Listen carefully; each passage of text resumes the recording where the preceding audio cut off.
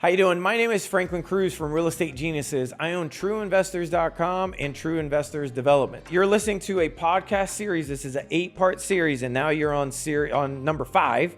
And this is we're going to be going through micro milestones in development. This is very important, especially if you're new to it or if you're not. But this is showing you exactly how I took one home, took 41 homes, to one house on 9 acres of land, converted it to 41 houses. Then actually sold it to KB Homes for $1.25 million. And at the same time, too, they were so nice enough, they actually named the entire street after my family, which is called Cruz Court. First address was 7187 Cruz Court, if you want to check it out. And also, if you're new to watching, my developments have been on the front page of the newspaper before. And then just recently, we also just won the City of Lakeland's Beautification Award on one of our modern homes that we did as well. So I'm very excited that you're going to be able to listen to this series and listen to this training. This is intense. This is raw.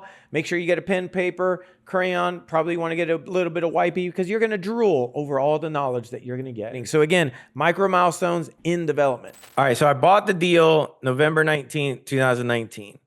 Okay. Closed it with a PSA. Okay. Then, so it's converted to an entity. Wait, did you pay $650 or did somebody else pay $650? I paid $650.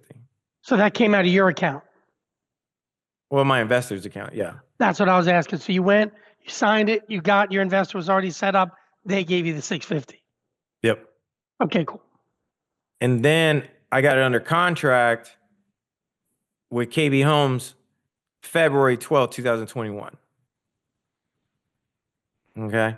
Then I closed with KB Homes August 2021. So 6 months later. Okay, but going back to the $650, your investor was making payments to the seller. Yeah, he paid the $650. What are the payments? Plus approvals and entitlements. I don't have all the cost breakdown. I'm still working on that because it was a lot. But it cost us like $150,000. And just FYI, it could have cost probably $50,000. I just didn't know what I was doing. There was like a $75,000 class I had to take called Screwing Up. And so that's how much it costs. Go ahead, Danny. Right, but the $650 was a promise to pay. You made payments to the seller over time. You didn't pay off the seller until you closed, or you did? No, I did. I was paying her. It was seller financing. I just had to pay the balance by the 8th of September, 2020. Gotcha. So the clock was running when you made when you signed the purchase and sale agreement. Yeah, because I made that my purchase sales agreement is the seller financing agreement as well. So we're immediately under I'm converting title over. Like I need to own it because KB Homes and these big national players, what I learned is they only close on what's the legal entity. Sure. So you're gonna have to close to put it in your name. So above that, what other cash was going out? The $150 for the permits and all that other stuff that you had to do, attorneys. Yeah. Yeah, attorneys, okay, so your investor top of boundary tree survey, ESA report. The legal side cost me $10,000 to go back and forth with KB Homes on the negotiations. That's why when it got to $10,000, I was like, oh, I said, I need to just call Paul. Why am I having my attorney do this? Like this guy doesn't know what he's doing. He's not. If he did know what he's doing, he wouldn't be an attorney. Who wrote your agreement between you and the investor? I think I brought that up earlier. It was a 50-50 on the deal, 5% pref on his money, and then $100,000 developer fee for me. But I meant what he agreed to pay out is what I meant. $650,000, and then he had $1 million open, so up to $1 million. Gotcha. That's what I was asking about. Yeah. Does that answer everything? I'm sorry about that. Thanks. Yeah. Yeah. And okay. Franklin, Perfect. David had a question. He said, in hindsight, or moving forward, would you take the next step and actually develop the lots and build on them? Hell no. If you were to do this over again? Nope. My ego is fine. No, not at all. Zero. Flip the land. But right now you are doing these types of deals, right? Now I am, but 5 years later, like I know what I'm doing. I didn't know shit. Like hell no. No, man, this is stressful. What are you talking about? And I was going through a divorce. I don't even know if that was the reason for the divorce, but I was like, it's a lot of work, man. This is like, it is a lot of work. Yeah. Yeah. Like you gotta be don't think, I talk to investors now that it's hilarious because they're like, oh man, I'm building this and I'm doing that. I said, dude, have you ever done this before? No, but I could do it. I was like, no, dude, whoever you just lent this money back, give them back the money. Like you are going to mess this up, man. Because it could get pricey fast. And some of these, like, I remember the Topo Boundary Tree survey cost me $10,000, right? That's the most expensive survey I've ever spent in my life. And they want cash up front. You can't even work out a deal with them. And so it's just a lot of things that you learn through this process. And then sometimes contractors, like if you hire people to clear the site, sometimes they run out, they have delays as well. So it's just a lot of things to think about, which I didn't want any part of.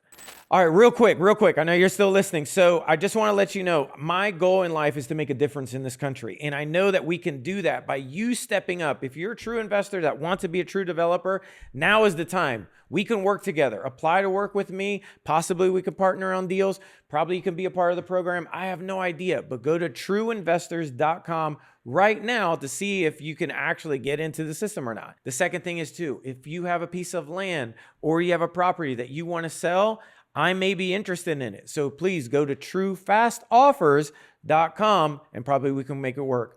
All right, let's get back to it. Now I've done over 15 different transactions, which I'll go over. And now I'm confident. Like now I could okay, we got this. We know what we're doing. And I got Daniel too, so I could just call him at midnight, Well, I mean, raw land is, again, I understand it conceptually. Like if I encounter a deal, I know the exact steps I would take to do it, but I've stayed away from it because it takes time. I like buying lots on which I can, boom, tap into utilities and start building. The worst that we're dealing with is rezoning, but I've never had to build a road. I've never had to extend the main, any of that stuff. I mean, it doesn't, on the right deal right now, it wouldn't necessarily scare me off, but at the same time, I'd rather do infill. Yeah, no, I think if you could do infill, do it. I just don't have that kind of opportunity here. The asset class that there's really opportunity is raw land to shovel ready. And what I found is technically the most profitable one. So, just like I shared before, I got a deal and I'll let me go over this and I'll bring up a bigger deal. So when I bring up Polk Parkway, allow me to elaborate on that one deal. So this is just be mindful. We need to wrap up in about 20 minutes. Okay, perfect. I'm almost done. No, I mean, this is awesome. So, perfect. I just know people have. Is this being helpful to everybody? I don't know if you want to do a thumbs up or something. Perfect. All right. So, thank you so much. I think the balloon comes up now. Oh, perfect. Thanks, Daniel. So this is the site. Now they cleared the site and now they're putting utilities in, which I thought was awesome because this is like, oh, this is cool as hell. So KB Home, so this is them clearing the site. This is my son, just FYI. I just thought it was cool. Like, I didn't even know they were going to name it after me. I found this out when they put the street name in, just FYI. That's awesome. Yeah, so it was like super cool. My whole family was out there. This was the first street. Like, I was like, this is the coolest thing ever. It was just neat. And then this is on Google Map. Like, how picture perfect is that, right? Like kids waving at the camera. Like, dude, this is like cool as hell, right? My family's name is here, houses. Awesome. I was like, you can't make this postcard shit up.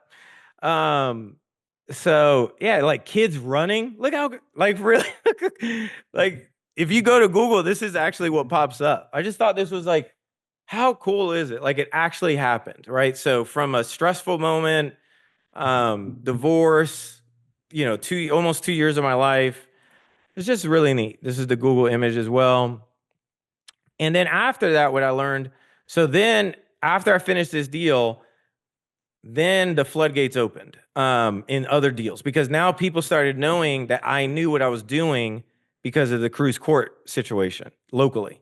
So then I was a part of bigger deals. So now just as a recap with Carter Road, like this was from, again, land, doing the conceptual property for 41 houses, negotiating with all of the acquisition managers, renegotiating from 2.5 to 1.2, figuring out how to negotiate that, then closing the deal, then getting everything, then raising private capital. Like all this has happened to create this. So I just want to give you, like, hopefully that's the recap. Any questions related to that? And that, just FYI, and we'll bring it up. So then this opened the door. Then I did an assemblage of 22 acres to 66 acres. This was a light industrial business park.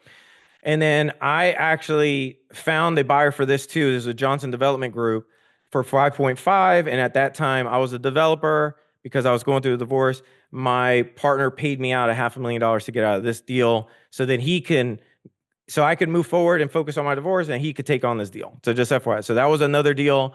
Then another deal, I helped out Habitat for Humanity. This was an 8-acre parcel. I did another light industrial park. Then I built a house for Habitat for Humanity as well. Now I'm working on a 96-unit development on 9 acres, which my office is at right now. I'm literally on that site. And then I just bought the lot across the street, which is 4 acres as well. This is my bigger parcel I'm working on right now. This is a 130-acre parcel that we could put over 500 units on the property. Or we could do a light industrial park or industrial, and D.R. Horton has sent us a ridiculous offer on that deal as well. So that's another deal. Then I sold outdoor billboards to Lamar Outdoor Agency. They bought a site from us. So I actually went through that entire process, negotiated that as well. So these are other opportunities, right? This is across the street, 90,000 square foot industrial warehouse. And I've worked with all of these different companies. So Copart, Coca-Cola, Publix, Wells Fargo, negotiated with D.R. Horton, Florida Gas, Opal Fuel, Tico, Lamar Agency, the city, the county, the state. Now I'm building some cool houses as well with some butterfly roofs because I love architecture. Frank Lloyd Wright is my hero. Hopefully he gets reincarnated. So doing this, then I was on the cover. That was on the newspaper. I was like, that's cool. Like they caught that good angle to my beard. So the key takeaways has been relationships are everything. Adapt. If you have the opportunity to have a mentor, like whatever they charge, just fucking pay it. Like you're going to get that money back. Like there's not a lot of good development, true developers, just FYI, there's not a lot of true developers out there. And if you're in on a deal, like get a mentor, like don't even think about it. Be adaptable, find lot sizes or, flexible with terms and just create freaking wins. Just FYI, like if you just help everybody create a win, dude, I promise you the money would just be stupid.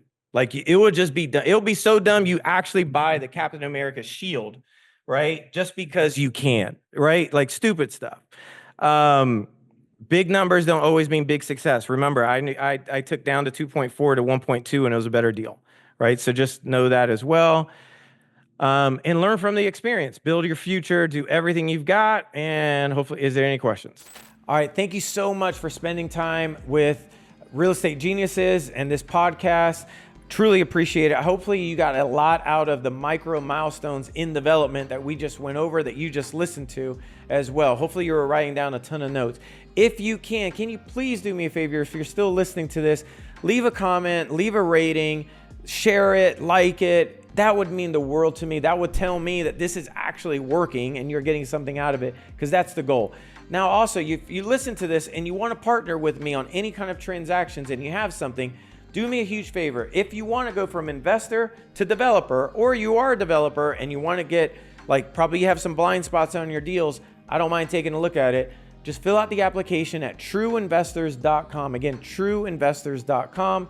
Also, if you have a property for sale, just go to truefastoffers.com. I'm always purchasing property. I have no problem taking a look at it. And also, I want to give you a little teaser. The next part of this series is actually going to be the Q&A part and the lessons learned. You're going to hear live from individuals just like yourself that had a ton of questions that I answered within this entire series that you're going to listen to right now.